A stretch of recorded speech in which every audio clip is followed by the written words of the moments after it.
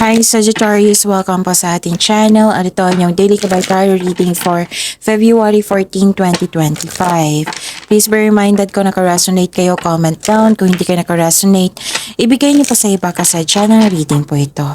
This is for you Sagittarius ngayong February 14, 2025. Happy Valentine's! Sagittarius. Happy Valentine's Sagittarius.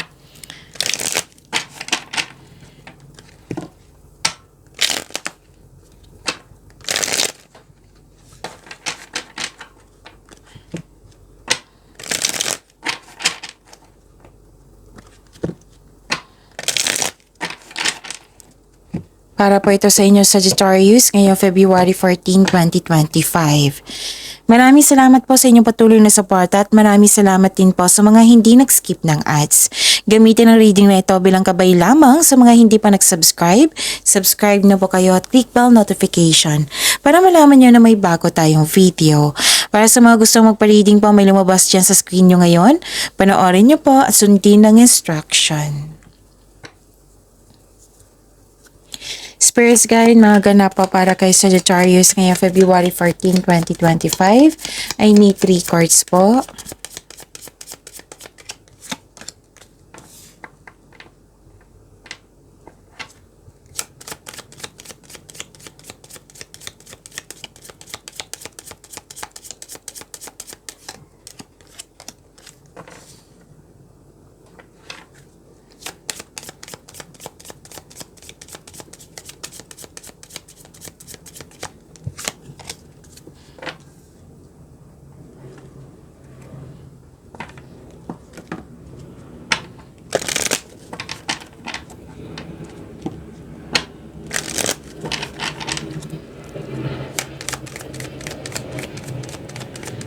Spirits Guide, mga mensahe pa para kay Sagittarius ngayong February 14, 2025.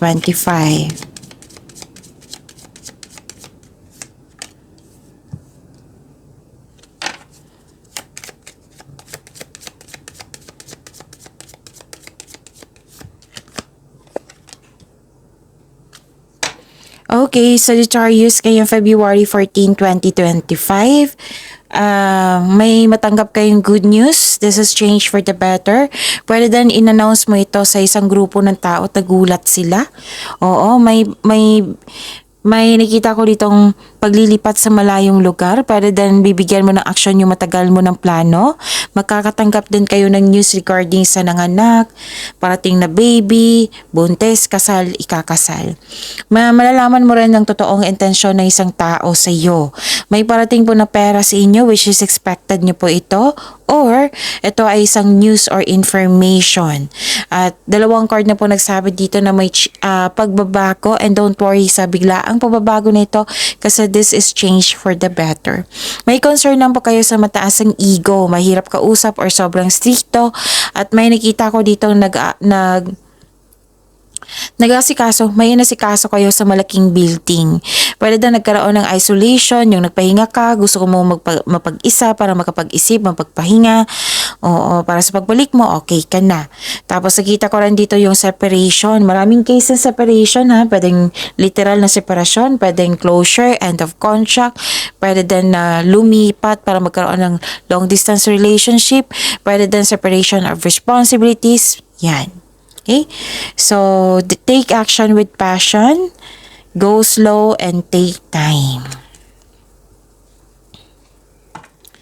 Spirits Guide na po yung energy ni Sagittarius ngayong February 14, 2025.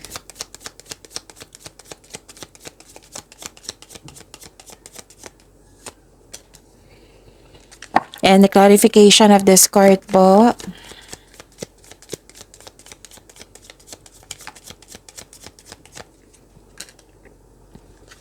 Kung may narinig kayo or may nakita kayong repeating message, meaning to say pinupush ng cards niyan, kasi ang ilan sa inyo hindi pa binigyan ng atensyon, na kung maaari din po bigyan niyo po ng solusyon at aksyon. Remember, Sagittarius, at the end of the day, alam mo na ikaw lang taong may kakayahan at responsable na gumawa na sarili mong katotohanan at kinabukasan.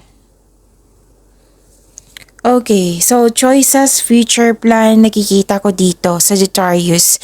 May ambisyon o idea ang gustong gawin.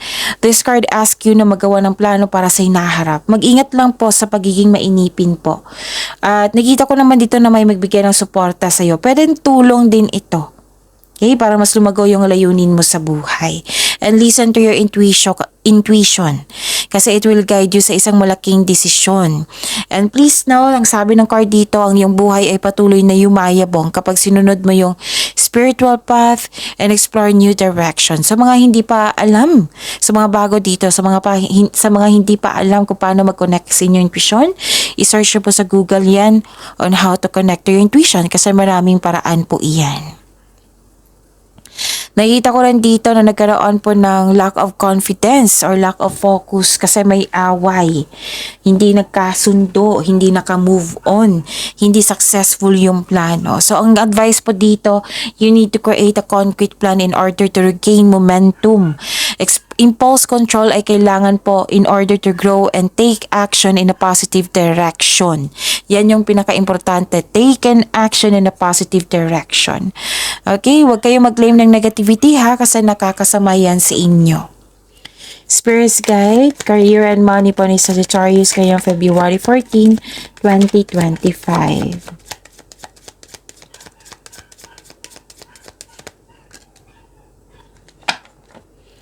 And the clarification of this card po.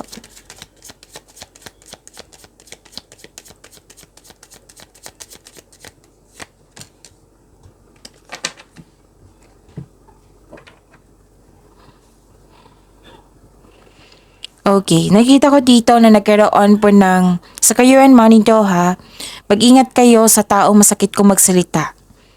Kasi naapektuhan kayo dito na parang napanghinaan kayo ng loob ng dahil sa kanyang mga salita, binitawang salita. Hindi mo nakaalam kung kailan susugod o atras sa isang hamon, pwedeng nagkaroon ng hindi pagpaplano o mag-ingat kayo sa paggawa ng plano ha, siguraduhin karapat dapat yan. Be confident. Kailangan ng tapang dito. Huwag niyong hayaan na mas manaig yung weakness po. Oo. Mag-ingat na lang po kayo sa indinayas, insecure, selos, paranoid, kulang sa pasensya. Umiwas na lang po kayo sa kanya kung pwede po. Kung hindi siya maiwasan, then huwag niyong i-accept yung negativity niya. Wow, granted yung manifestation nyo. Sagittarius, nagkaroon ng solid beginnings dito. May parating na masaganang panimula sa workplace mo or sa negosyo po. Mag-ingat kayo sa paggawa ng plano. Dalawang card na ha, nagsabi dito. This is repeating message. So, give attention. Bigyan ng aksyon, solusyon. Magawa kayo ng konkretong plano para magtagumpay ito. Sabi po ng card. Ilan nga sa inyo dito, dina-develop mo yung hobby nyo, skills nyo para pandagdag income. So, tutok kayo ngayon sa inyong trabaho, you are putting effort without rushing. This is good. Hindi kayo nagmamadali. Spirit Guide, Love Life, Self-Love, Partnership, and Romance. Pasensya na po, nabulol ako. Okay. Love Life, Self-Love, Partnership, and Romance ni Sagittarius ngayong February 14, 2025. Oh. And the clarification of this card po.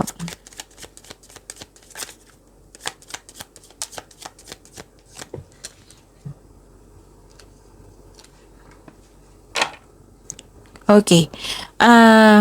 Maraming salamat po sa patuloy na tiwala, suporta sa ating channel. At maraming salamat din po sa mga hindi nag-skip ng ads. So, you're healing yourself from heartbreak. Nag-let go ka sa mga pain at masasakit na laala.